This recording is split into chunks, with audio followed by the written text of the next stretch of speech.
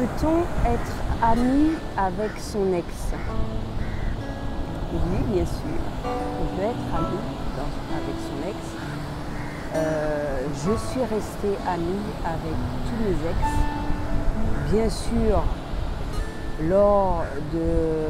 lorsque la séparation vient d'être faite, certaines fois, j'étais amenée à ne pas les voir pendant un laps de temps.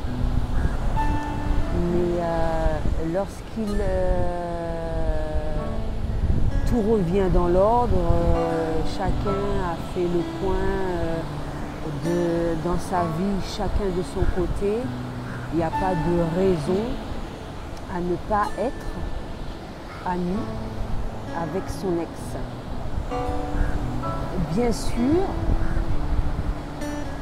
tout en respectant la vie de chacun, se mettant à la place de l'autre. On n'est pas là pour envahir l'autre. On est devenus amis. Ce qui était n'est plus. Donc ça a été quand même une personne importante dans ta vie.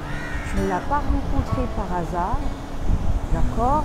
À travers, même si vous êtes séparés maintenant, à travers ce que vous avez vécu, un bon nombre de choses a été appris, un bon nombre de choses a été bénéfique.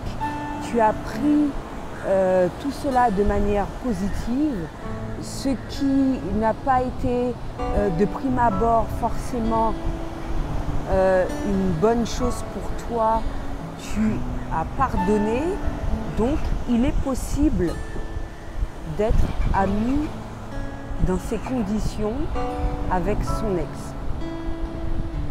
Mais à partir du moment qu'il y a irrespect, que tu retournes avec, comment dirais-je,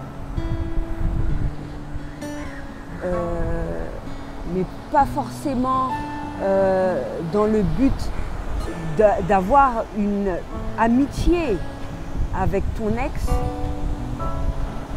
Non, moi j'estime que ça ne sert à rien de garder une relation avec une personne qui agit ainsi.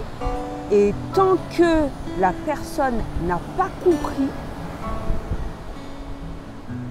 que oui, effectivement, il y a possibilité qu'une amitié se fasse, mais dans de bonnes conditions, non,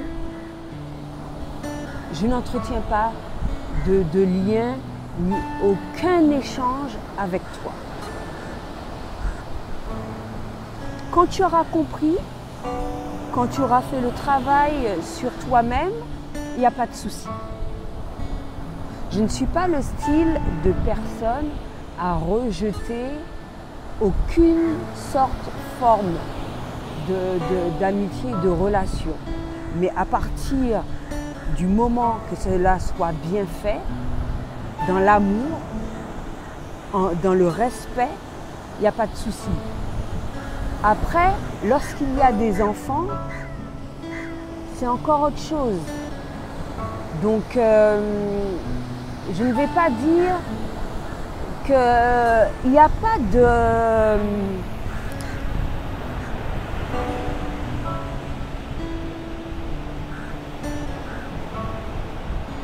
Tu ne dois pas te dire que parce que tu es séparé et parce que c'est ton ex, que tu dois le voir une fois de temps en temps, très rarement, tous les 6 mois, non. Il n'y a pas de rythme. Quand besoin est. Parce qu'il a été ton ex, parce qu'il a été ton ami, il peut avoir besoin de toi. Justement, peut-être que toi, tu as fait suffisamment un travail sur toi-même pour te passer d'un certain nombre de choses, mais la personne en face de toi, elle en aura besoin. Mais encore une fois, le contact doit être fait avec beaucoup de respect. Et donc quand il y a les enfants, c'est encore plus. Moi j'estime qu'il faut tenir compte de ça. Le couple n'est plus, mais le couple parent continue. Et par rapport justement aux enfants qui ont été issus de cet amour, il ne faut pas oublier ce fait et il ne faut pas oublier de se rendre compte de cela, ne serait-ce que aussi par respect, par amour pour les enfants.